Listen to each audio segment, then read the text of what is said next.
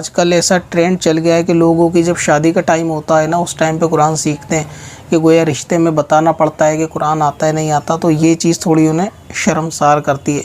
बाकी पूरी ज़िंदगी कुरान नहीं पढ़ते तो उनको शर्म नहीं आती, लेकिन रिश्ता लगाने के टाइम पे वालिदैन को भी शर्म आती है और औलाद को भी शर्म आती है। उस टाइम ये लोग बहुत ज़्यादा शर्म वाले, हया वाले बन जाते हैं। बाकी पूरी ज़िंदगी 20 साल तक बेशर्म रहते हैं कि इनको अल्लाह ताला का कलाम पढ़ना नहीं आता, उनको कुरान पढ़ना नहीं आता, उस वक्त इनको शर्म नहीं आती। तो ये भी सूरत आजकल ज़्यादा ट्रेंड में चल रही है। शादी के टाइम लोग बच्चों को बड़े होने पर जो है ना कुरान सिखाते हैं।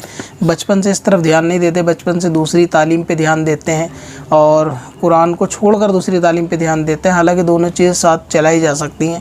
आधा एक घंटे घर में टाइम निकाल के बच्चों को कुरान पाक पढ़ाया जा सकता है, इस चीज़ पे ध्यान नहीं देते। फिर आगे चल के यही औलादे नाफरमान भी निकलती हैं, तो फिर ये दुख रहता है वालिदैन को कि बच्चे ऐसे बिगड़